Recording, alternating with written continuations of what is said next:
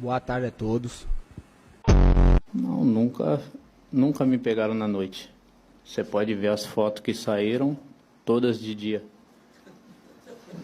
Então, falam que eu fico na noite, mas é em casa.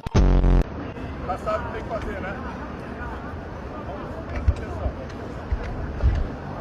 Sabe ou não sabe? Sabe?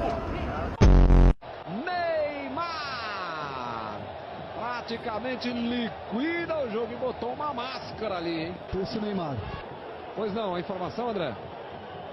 Tá expulso o Neymar, ele colocou a máscara, foi vibrar com a torcida e o árbitro expulsou o jogador.